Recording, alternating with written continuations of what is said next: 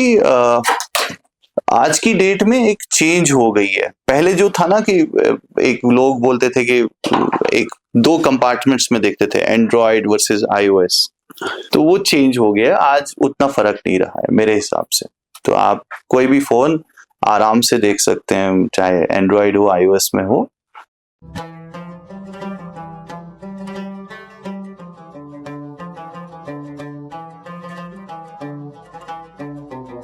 Casual life की आज की मुलाकात में आपका खुशामदीद। जैसे कि आप जानते हैं, इसमें हम मुख्तलिफ फील्डों से, मुख्तलिफ लोगों से बात करते हैं जिनका कंट्रीब्यूशन उस फील्ड के हवाले से गैर मामूली हो।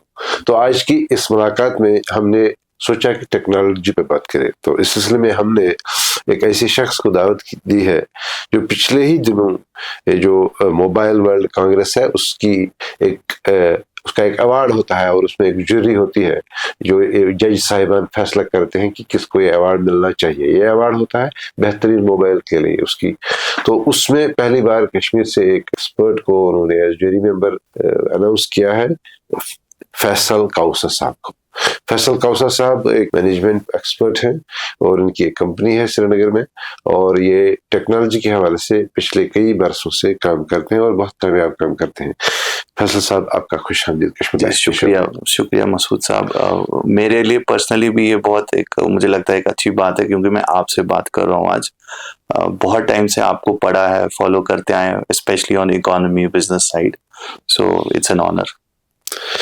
बेसिकली मैं ये जानना चाहूंगा कि ये जो पहले हम समझने की ये कोशिश करेंगे कि मोबाइल वर्ल्ड कांग्रेस जो है जी, या उनका जो अवार्ड है जी, जिसमें आप वैसे जूरी जा रहे हैं बार्सिलोना, तो ये है क्या, थोड़ा ये समझने की कोशिश करेंगे। बहुत जल्दी।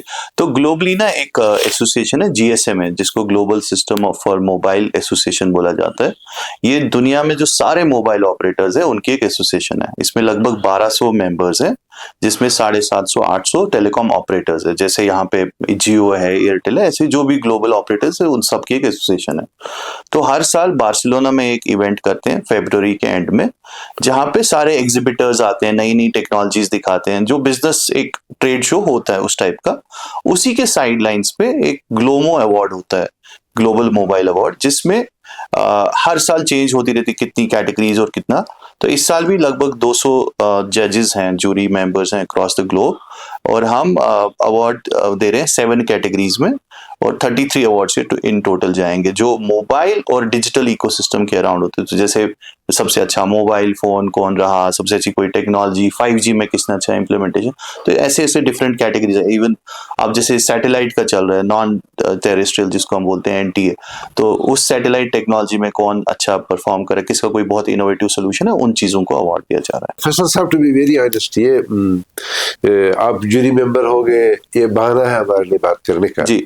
तो लेकिन ये जूरी में नॉमिनेट होना आपके लिए कोई बड़ी बात नहीं है, ये होता है, सफर का एक हिस्सा है। लेकिन हमारा मकसद ये है कि आपको जानना और आपकी जो एक्सपर्टीज है उसको देखना कि जम्मू कश्मीर के हवाले से हम क्या, कौन सी बात कर सकते हैं, आप कौन सा नया इनपुट दे सकते हैं। लेकिन उस पर बात करने से पहले मैं थोड़ा सा यही जानना चाहूंगा कि आप मैनेजमेंट बैकग्राउंड से हैं जी, ये टेक्नोलॉजी से मोहब्बत कैसे होगी?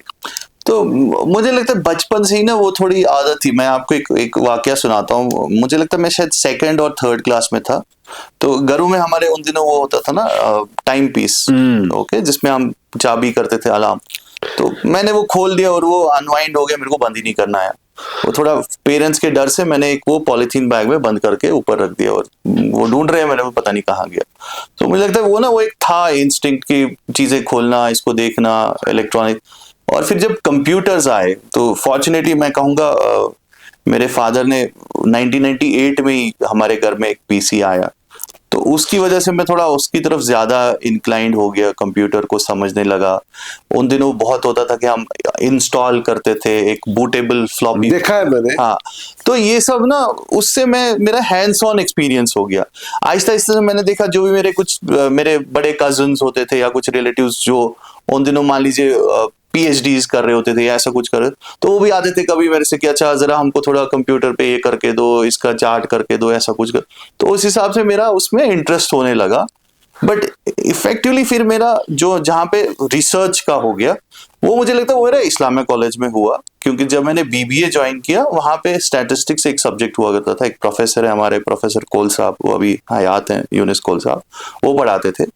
तो मुझे लगता है वहाँ मेरा स्टैटिस्टिक्स और टेक्नोलॉजी थोड़ा एक कन्वर्ज होने लगा, और मैंने फिर वहाँ देखा कि अच्छा there is an opportunity like market research जिसमें हम ये करते हैं। तो वहीं से मेरी वो उसकी तरफ इंक्लिनेशन होने लगी, और आहिस्ता आहिस्ता मैंने टेक्नोलॉजी डोमेन में समझा कि अच्छा यहाँ पे इनसाइट्स होता है, डेटा एनालिसिस होता है। तो वैसे ही मेरी जर्नी मैं बताऊंगा स्टार्ट हुई। चलिए नाज़रीन, हम तो एक छोटा सा वक्फा ले लें तो फिर मिलेंगे।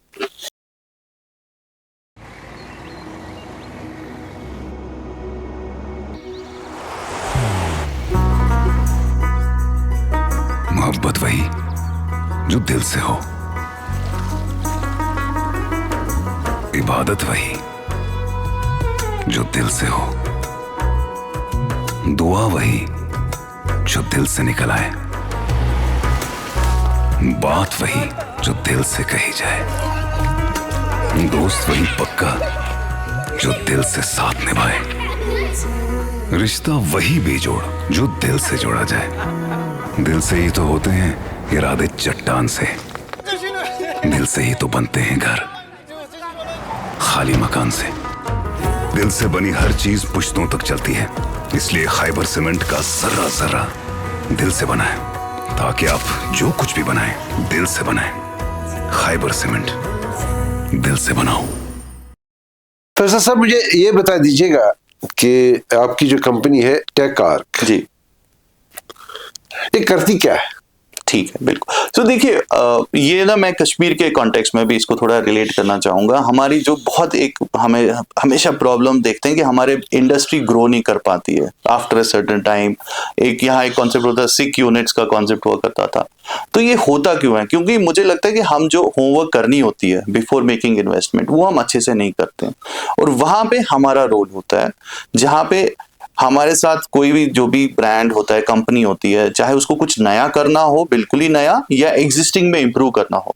So before taking the decision, जो कि लाइक कभी कभी मिलियंस ऑफ डॉलर्स वर्थ होता है, वो उससे पहले एक रिसर्च करते हैं। और एक, क्योंकि अगर मैं कुछ सोचना चाहूँ ना करना, तो मेरा एक बायस है उसकी तरफ, मैं उसी ध्यान से देखूंगा उस चीज की तरफ। लेकिन अगर मैं एक न्यूट्रल बॉडी को बोलता हूँ, न्यूट्रल एंटिटी को बोलता हूँ कि मैं ना कुछ ऐसा सोच रहा हूँ, आप पता करके आओ ये हो सकता है, नहीं हो सकता है, कितना बड़ा है, इसके इसके इनहिबिटर्स क्या हो सकते हैं, ग्रोथ फैक्टर्स क्या हो सकते हैं, कंज्यूमर इवेंचुअली खरीदने वाला या यूज करने वाला कंज्यूमर है उसकी क्या सोच है।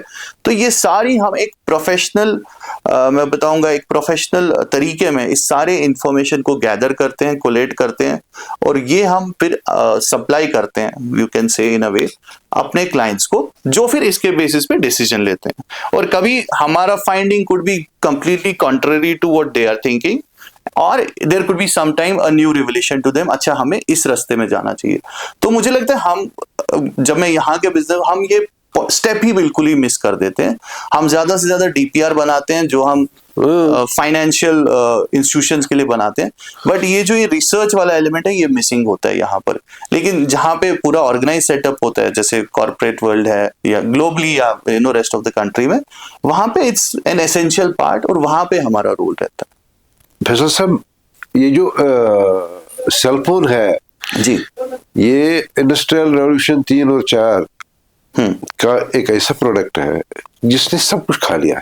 बिल्कुल, इसने, मुझे नहीं लगता इसने कुछ बाहर रखा हो, मतलब पूरा कमरा भरा पड़ा था चीजों से, वो सब एक छोटी सी चीज में आ गए हैं, और अब प्रोसेसर्स भी बहुत इंटेलिजेंट हो रहे हैं। बिल्कुल। लेकिन what is the situation across globe? क्या हो रहा है, किस तरफ मोबाइल जा रहा है? मैं सेलफोन, स्मार्टफोन की बात कर रहा हूँ। जी, देखिए, सो जैसे आपने राइटली जैसे आपने इसको बताया, हम पहले एक कंप्यूटिंग से स्टार्ट हो गए, आज हमारा ये पॉकेट कंप्यूटर बन गया है ना, और इसमें हम सब कुछ कर पाते हैं आजकल।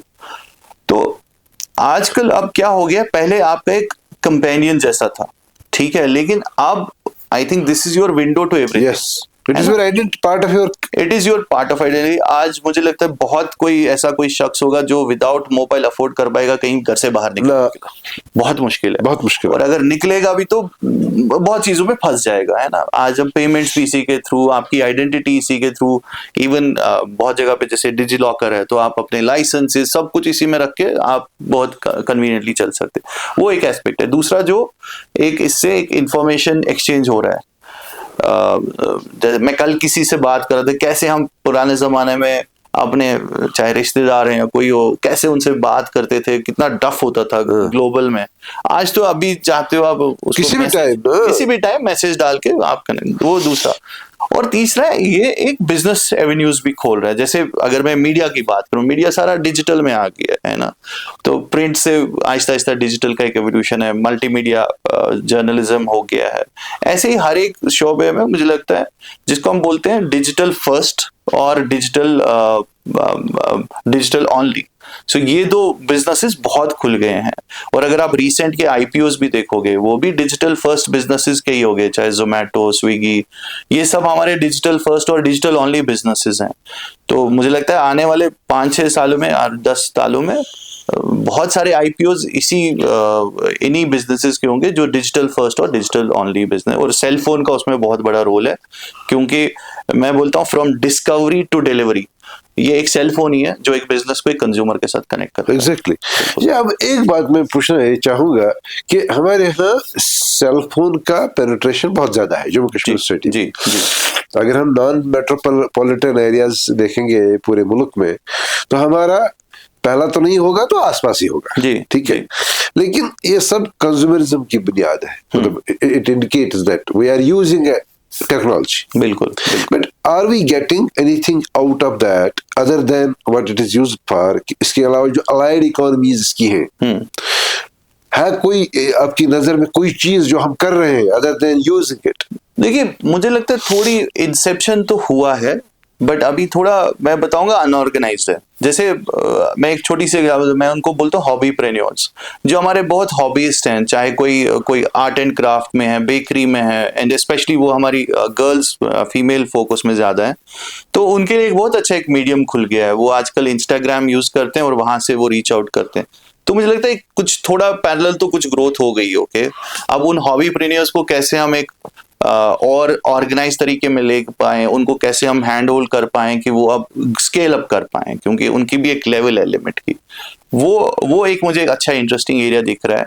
बाकी एजुकेशन में, कंटेंट में, हर एक जगह में थोड़ा थोड़ा दिख रहा है, वो पेनिट्रेशन दिख रहा है। बट अब हमारी जो जरूरत है कि इसको हम कैसे एक और बेहतर तरीके से और स्ट्रक्चर्ड तरीके से करें, ताकि हमारे लिए हमारा बिजनेस ही नहीं ग्रो हो रहा है बट बाकी अपॉर्चुनिटीज भी ग्रो हो जाए। क्योंकि ये जो डिजिटल टेक्नोलॉजी है, it's not just a vertical, it's a horizontal. तो हमारे को अपनी इकोनॉमी, चाहे वो हमारा हैंडीक्राफ्ट है, हैंडलूम है, हॉस्पिटल टूरिज्म है, कुछ भी है, उस सब को देखना है कि हम कैसे उसमें एक डिजिटल लेयर बिठा पाए ताकि उन सब को हम एक बूस्ट दे पाए। हम जब सेलफोन की बात करें, स्मार्टफोन की बात करें, हम बेसिकली एक टेक्नोलॉजी और इंसान की जिंदगी में एक नई तहरीक की बात करें, न्यू मोमेंट। एब्सोल्युटली, ठीक है। तो इस मोमेंट ने बहुत सारा स्मैश किया है और बहुत सारा नया क्रिएट भी किया है। बिल्कुल बिल्कुल। अब अगर इन दो चीजों के बीच में जो नया चीज उभर के आ गया है, आपको क्या लगता है जम्मू कश्मीर में कमी किस चीज की? मतलब डाटा है, मतलब ये तो डाटा ड्रिवन इकोनॉमी है। जी जी। और हम उस स्टेज में है कि हम मैथमेटिक्स पढ़ते ही नहीं है। बिल्कुल, आप समझिए मेरी बात। बिल्कुल बिल्कुल। मैथमेटिक्स हो, मतलब बच्चे बड़े परेशान है। अब despite all those lectures, which are the key areas which we should focus on? किन की तरफ हमें तवज्जो देनी चाहिए? श्योर। देखिए जैसे मैंने बोला, हमारे लिए हर एक सेक्टर में अपॉर्चुनिटी है, बट विद ड्यू अपॉलॉजीज मुझे लगता है हम ना डिजिटल को बहुत एक महदूद नजरिए से देखते हैं। हमें लगता है कि व्हाट्सएप, इंस्टाग्राम, फेसबुक बस यही डिजिटल है, हमें लगता है बस इतना ही डिजिटल है, बट डिजिटल इससे बहुत ज्यादा है। और मैं देखता हूँ, मैं यहाँ कुछ स्टार्टअप्स के साथ बात करता रहता हूँ, तो मैं जब देखता हूँ कि उनका, जिसको हम टेक्निकली बोलते हैं GTM, गो टू मार्केट, तो उनका गो टू मार्केट क्या है, वो बड़ा ही वीक होता है। मतलब उसमें वो डिजिटल बोलते हैं कि हम जी डिजिटल में मान लीजिए 2 लाख 4 लाख 5 लाख ऐसे स्पेंड करना चाहते हैं। जब हम उससे डिटेलिंग लेते हैं कि अच्छा आपका व्हाट इज योर मतलब प्लान ऑफ एक्शन कि आप ये कैसे स्पेंड करोगे, वो बड़ा ही वीक होता है। उसमें जस्ट वही सिंपल बेसिक मैं बोल रहा हूँ रूडिमेंट्री थिंग्स होते हैं कि इंस्टाग्राम करेंगे करेंगे। बट जैसे मुझे एक प्रोफेशनली बिजनेस चलाना है तो मुझे एक फनल क्रिएट करनी है।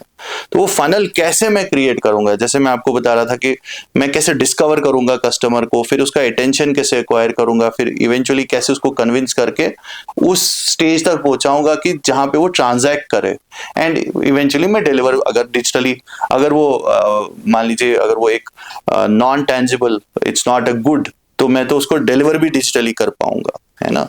अगर वो प्रोडक्ट है कोई टेंजिबल प्रोडक्ट, फिर तो उसको लास्ट माइल किसी तरह डिलीवर करवाना है। तो उस नजरिए से हम अभी नहीं देख रहे हैं और यहाँ करने को बहुत कुछ है। एक छोटी सी एग्जांपल मैं आपको दूंगा, जैसे हमारा टूरिज्म है। मैंने भी देखा है जुलाई जब आता है, जून जुलाई, तो बहुत हमारा बुलेवार्ड रश में रहता है, पार्किंग्स नहीं है। अच्छा अभी मार्च में हमारा ट्यूलिप गार्डन खुलेगा, उसमें भी बहुत हैफिजर्ड हो जाता है ना। बहुत इजी हो सकता है कि अगर हम उसकी टिकटिंग ऑनलाइन करें और हम स्लॉट्स उसमें करें, तो जैसे 10 से 11, 11 से 12, 12 से 1 बजे ऐसे करके वी सी की अच्छा हमारी कैपेसिटी है एट एन आवर, मान लीजिए वहां पे 200 लोगों की कैपेसिटी है, 300 लोग हैं, तो मैं वही 300 टिकट्स ही उस घंटे में दूं, तो मेरा पार्किंग रश भी नहीं होगा, मेरा ट्रैफिक मेस भी नहीं होगा। और क्योंकि वो पता है जब बंदा वहां जाता है वो 1 घंटा 1.5 घंटा से ज्यादा स्पेंड नहीं करता है उस पार्क में, तो वैसे मैं उसको ना एक रैशनलाइज कर सकता हूँ। एक जो लोगों की आदत हुई कि हम एक ही at one point of time पहुंचे, उसको मैं एक स्प्रेड ओवर कर सकता हूँ ना, ट्रैफिक का मैस होगा, रेवेन्यू कलेक्शन भी कोई प्रिफरेज नहीं, और सब एंजॉय करेंगे। वहां पे भी हम कुछ जो हम बोलते हैं कि कभी कभी बहुत हम ओवर स्ट्रेस कर देते हैं ऐसी जगहों को, वो भी नहीं हो पाएगा। तो ये छोटे छोटे इंटरवेंशन की जरूरत है और हमें उस साइड से देखना है, नॉट जस्ट कि अच्छा हमने एक फेसबुक का पेज खोला, इंस्टाग्राम का खोला या एक्स का खोला और उस पे हम एडवर्टाइज कर रहे हैं, उधर ही हमें उधर हमें नहीं रुकना है। हमें इसको देखना है कि हम कैसे, देखिए technology is at the end of the day a tool, तो मुझे देखना है मैं अपनी बिजनेस प्रोसेस को कैसे ठीक करूं, और वो बिजनेस प्रोसेस वहीं पे कंसल्टेशन का काम आता है। वहीं पे हम या कोई और भी बता सकता है कि अच्छा आप इस बिजनेस प्रोसेस को ठीक कैसे कर सकते हैं जहां पे आप टेक्नोलॉजी को यूज करेंगे। तो एंड गोल टेक्नोलॉजी नहीं है, हमें उससे खुश नहीं होना कि मैंने जी ऐप बनाई, मैंने ये किया, ऐप या कोई भी चीज, ये तो एंड गोल नहीं है, एंड गोल मेरा बिजनेस है। सो वो वहां पे हमें देखना है कि मैं कैसे उसको एक बहुत अच्छे से, और जिसको मैं बोलूंगा नेचुरली कैसे मैं टेक्नोलॉजी अडॉप्ट कर पाऊं, उस इंटीग्रेट कर पाऊं, नॉट दैट कि वो एक कंज्यूमर के लिए एक हैसल हो कि अच्छा अब ये एक और स्टेप है, तो वैसा नहीं होना चाहिए। हमारे यहाँ देखिए इंटरनेट और सेल फोन मतलब ये रिलेटेड है, इसके बगैर एक दूसरे के बगैर चल नहीं पाएंगे। जब इंटरनेट की शुरुआत होगी, मतलब हम डिस्पाइट कि हमारे यहाँ इतना सेल फोन पेनिट्रेशन है, लेकिन जो सेल फोन कंपनीज हमारे यहाँ कॉल सेंटर्स चलाते हैं हमारे लिए, वो यहाँ नहीं है जी, वो कहीं और है, वेस्टर्न यूपी में है, हरियाणा में है। मतलब हम न इंटरनेट जब आया तो जो उसकी इकोनॉमीज है न उनको यूटिलाइज कर पाए, न हम सेल फोन को इसके अलावा देख पाए कि एक हमारे यहाँ एक प्रोडक्ट है रेडियो की तरह, टेलीविजन की तरह। बिल्कुल। तो आपके जहन में है कोई मिसाल जो जम्मू कश्मीर में हो और बड़ी सक्सेसफुल हो इसके हवाले से, जिन्होंने काम किया हो? अच्छा अभी तो ऑनेस्टली ऐसा कोई मेरे को भी कोई ऐसा ध्यान में नहीं आ रहा है कि जिसको हम रियली कुछ शोकेस कर पाए कि टेक्नोलॉजी सेक्टर में ऐसा कुछ किया है, स्पेशली ऐसा जो विद इन हमारे स्टेट ही कंज्यूम हो पाया हो, ऐसा कुछ नहीं है। एक्सपोर्ट के तो कुछ मिल रहे हैं, यस एक्सपोर्ट के बहुत सारे, बट ऐसा कोई चीज कि हाँ जो यही क्रिएट हुआ यही कंज्यूम हुआ, ऐसा अभी है नहीं। बट मुझे अब उम्मीद है, कुछ स्टार्टअप्स को लेकर देख रहे हैं हम, कुछ स्टार्टअप्स को मुझे लगता है अगर उनको एक राइट हैंड होल्ड मिल जाए, जो कि एक और बहुत वीक एरिया हमारा यहाँ, हमारी business mentorship almost absolute zero है। टेक्निकल मेंटरशिप बहुत अच्छी है, जहाँ पे आपके जो भी इंक्यूबेटर्स या बाकी चीजें हैं जहाँ पे वो हेल्प करते हैं उनको कि अगर उनको एक प्रोटोटाइप है उसको कैसे वो रिफाइन कर सकते हैं, लेकिन उसको बिजनेस कैसे करना है, उसको बिजनेस कैसे बनाना है, वो एक वीकनेस है अभी यहाँ पर। मुझे लगता है वो पूरे स्टार्टअप सिनारियो में हमारा एक वो जिसको कमजोर कड़ी कहते हैं, वो एक कमजोर कड़ी है जो हमारे लिए मुझे लगता है स्टार्टअप्स के लिए एक मतलब इतना एफर्ट है जा रहा है स्टार्टअप्स के लिए, तो उसको एड्रेस करने की भी जरूरत है। इस पूरी कन्वर्सेशन में जो आपने डिफिसिट्स की बात की, मतलब हकीकत यह है कि हम सिर्फ डिफिसिट्स की बात कर रहे हैं, यहाँ भी नहीं है, यहाँ भी नहीं है, यहाँ भी नहीं है। तो अगर हम कल फैसला कर लें, वैसे सोसाइटी अगर हम फैसला ये कर लें कि हमको ये एड्रेस करना है, तो आपके जहन में क्या खाका है? देखिए, मैं बहुत वो कन्वेंशनल आप कह सकते हो उस तरीके में हूँ। मैं तो बिल्कुल पहले पूरा ये तो मैं जो अभी बता रहा हूँ ये थोड़ा मेरे ऑब्जर्वेशंस पर है और हो सकता है कुछ बायसेस भी हो, ओके, लेकिन जब मुझे पूरा एक खाका देना है तो वो तो मुझे पूरा मेथोडिकली सिस्टमेटिकली मुझे एक रिसर्च करनी पड़ेगी। मुझे यहाँ का कंज्यूमर भी समझना पड़ेगा, यहाँ का बिजनेस फ्रेटर्निटी भी समझनी पड़ेगी, गवर्नमेंट भी समझनी पड़ेगी। जब तीनों स्टेक होल्डर्स को मैं इकट्ठे समझ के तब जाके हम कुछ रियली कुछ अच्छा सा खाका बना पाएंगे। बट हाँ, इतना मैं श्योर हूं कि ऐसी सिचुएशन नहीं है कि कुछ बन नहीं सकता है। हम उस स्टेज पे पहुंचे, हमारे मुझे लगता है हमारे यूथ भी are equally aspirational and I think inspired also, जितना कहीं और का भी है। अगर आप मुझे लगता है जब हम छोटे थे तो उस टाइम पे जब बिजनेस रोल मॉडल्स की बात करते हैं तो उस टाइम पे तो मुझे लगता है यही हमारे टाटाज एंड ऐसे लोग होते थे। आज तो छोटे से छोटा बच्चा इलॉन मस्क से इंस्पायर्ड है, और उसकी सोच भी वही है कि कैसे मैं टेक्नोलॉजी में जाऊं, कैसे मैं इस एरिया में जाऊं। और आजकल मुझे लगता है बच्चा पैदा होते ही पहले ही यूट्यूब और ये सब देख लेता है, तो टेक्नोलॉजी एक्सपोजर बहुत हाई है। तो बट नेचुरल वो भी चाहेगा कि कुछ मैं टेक्नोलॉजी में ही करूं। और अगर हम यहाँ से हमारी यूनिवर्सिटीज एआई और ऐसी चीजों में ऑलरेडी कुछ इंट्रोड्यूस कर रहे हैं कोर्सेज, तो उसको कंज्यूम कैसे हम करेंगे वो भी हमें सोचना है, क्योंकि ऑनेस्टली हमारी अभी ऑर्गेनाइजेशन उस लेवल पे रेडी नहीं है कि हमें एआई एक्सपर्ट या किसी को चाहिए। मुझे लगता है उसका बहुत अच्छा एक मीडियम है जहाँ पे स्टार्टअप्स ही यूज कर पाएंगे उस पोटेंशियल को। तो वो एक एरिया है जहाँ पे हम कुछ ऐसा कर सकते हैं। बट अगेन मैं तो बोलूंगा कि मेरे पास अभी इसका कॉन्क्रीट आंसर नहीं है, वो तो पूरा रिसर्च स्टडी करके तब जाके कोई अच्छी बात कहने के लायक होगी। बट यस, पोटेंशियल है। ये मुझे बता दीजिएगा, सेलफोन कहाँ जा रहा है आपका? कहाँ जाएगा? हाँ, कहाँ जा रहा है? ओके, सो देखिए, अभी तक जो था it was all about connectivity. Okay, अब हम जा रहे हैं टुवर्ड्स इंटेलिजेंस। और एआई जो है, एआई आपका एक इंटरफेस है जो ह्यूमन और मशीन के बीच अब एक इंटरफेस रहेगा। हम उसी इंटरफेस के थ्रू अब इंटरेक्ट करेंगे, और सेलफोन अगेन उसमें एक बहुत इंपॉर्टेंट रोल कर रहा है। तो अभी तक जैसे अगर हम बोलें कि सेलफोन ने जो रोल किया दैट वाज डेमोक्रेटाइजिंग कनेक्टिविटी, है ना। तो आज घरों में मतलब पहले एक लैंडलाइन हुआ करता था मोहल्ले में, आज घर में 10-15 मोबाइल फोन्स हैं। सो वो डेमोक्रेटाइजेशन ऑफ कनेक्टिविटी हो गई। Now it will be democratisation of intelligence, क्योंकि हमारे ऑलरेडी कुछ स्मार्टफोन्स आ गए हैं जिनमें जिसको हम जनरेटिव एआई बोलते हैं, ऑन डिवाइस एआई बोलते हैं। तो वो कुछ फोन्स में ऑलरेडी आ गया जो हायर एंड फोन्स हैं, और Aahista Aahista as trend goes ये बाकी फोन्स में भी आने लगेगा। तो जब वो इतना पावरफुल आपके पास टूल रहेगा तो हम उसको और इंटेलिजेंस की तरह इंटेलिजेंटली यूज स्टार्ट करेंगे, लेकिन उसके लिए हमारे पास डेटा भी होना चाहिए। और मुझे लगता है कि अगर मैं जम्मू कश्मीर की देखूं तो यहाँ पे हमारे पास डेटा उस फॉर्मेट में अभी नहीं है। वो भी बहुत एक बड़ा पोटेंशियल एरिया है जहाँ पे हमें काम कर सकते हैं कि हम उस डेटा को, जिसको बोलते हैं डेटा ट्रांसफॉर्मेशन, तो उस डेटा ट्रांसफॉर्मेशन में काम कर सकते हैं कि हमारा डेटा एआई रेडी हो जाए। मतलब एक डाटा कंज्यूमर के हिसाब से अगर मैं आपको पूछूं, because you consume data to offer a trend. जी.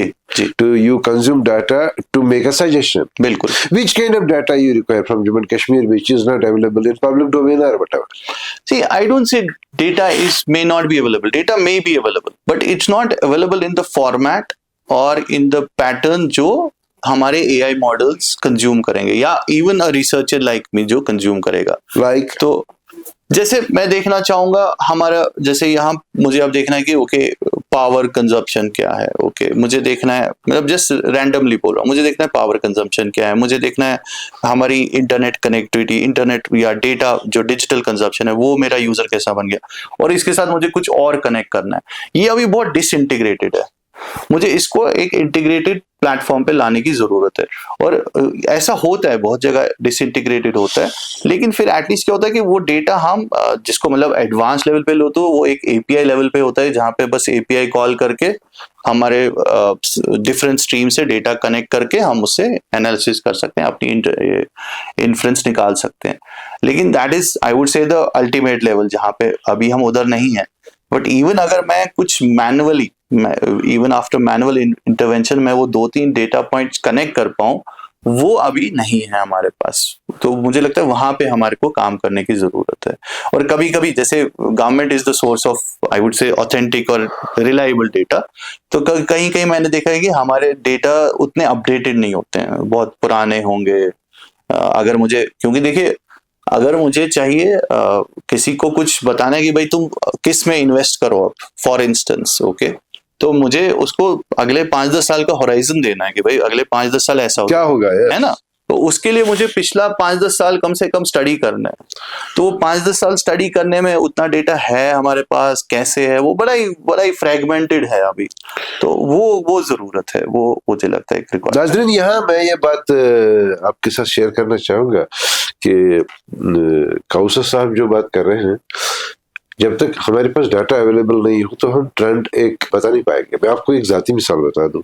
कई वर्ष कबल मैं एक इंडस्ट्रियल एस्टेट में गया तो मैंने देखा एक खड़ियों के क्रश करने का यूनिट था। तो मैं उससे मिला, बहुत इंप्रेसिव था। उन्होंने कहा कि उसने जो कर्जा उठाया बैंक से, क्योंकि उसका वो एंटरप्राइज जो था वो डेट फंडेड था, तो उसने कहा कि उसने वक्त से पहले ही उसको ऑलमोस्ट कंप्लीट कर लिया है और वो 2 के बजाय 3 शिफ्ट्स में काम कर रहा है। तो अल्हम्दुलिल्लाह उसने कहा कि बहुत ही जबरदस्त काम हो रहा है। उसके 2 साल या 2.5 साल के बाद मेरा फिर जाना हो गया, तो मैं फिर उससे मिला, शायद फॉलो अप के लिए कि उससे पूछूं मैं क्या हुआ।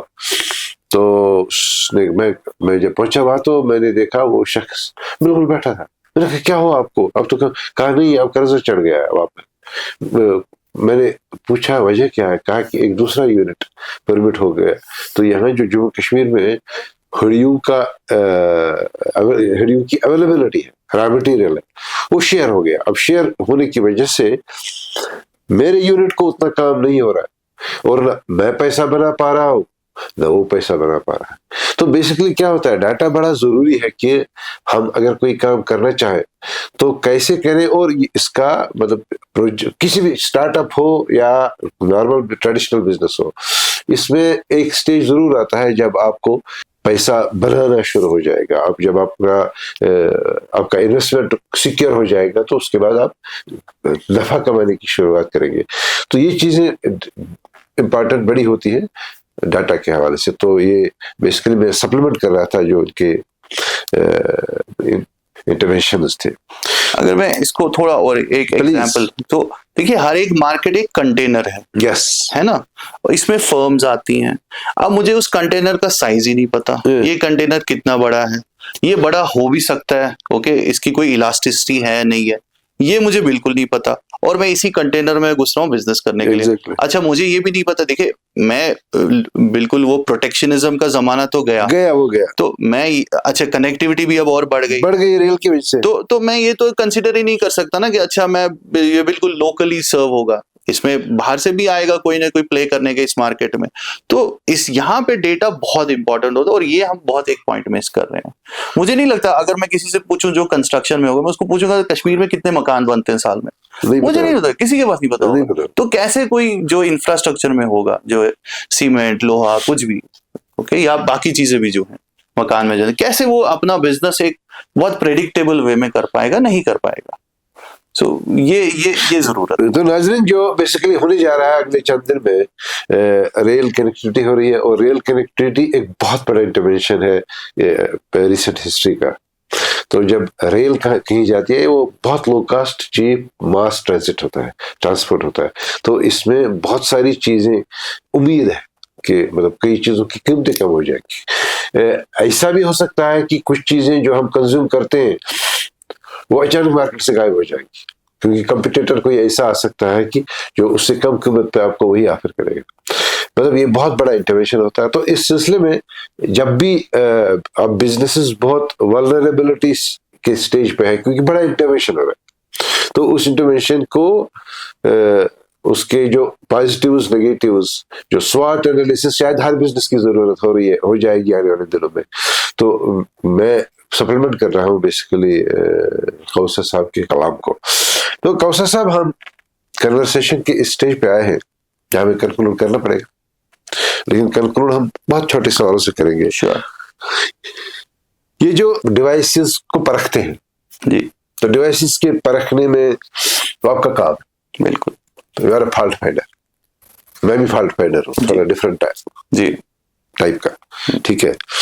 तो आपका आप जो इस्तेमाल कर रहे होंगे सेल फोन, वो तो आपने परख के एक अच्छा फोन रखा होगा। जी। क्या इस्तेमाल करते हैं आप? तो इसका ना थोड़ा आंसर डिफरेंट है मेरा, क्योंकि क्या होता है कि जब कोई फोन लॉन्च होने वाला होता है, मोस्ट ऑफ देम लगभग महीने से 3 हफ्ते महीने पहले मेरे पास आ जाता है। तो मैं आप कह सकते हैं मैं एक लॉयलिस्ट नहीं हूँ उस वे में, मैं कोई ना कोई फोन यूज कर रहा हूँ। तो अभी जैसे रिसेंटली OnePlus 13 लॉन्च हुआ, तो मैं आजकल वो यूज कर रहा हूँ। तो अगले हफ्ते सैमसंग का आने वाला है S25 सीरीज, तो मुझे लगता है कि उसके बाद मैं शायद उधर आ जाऊं।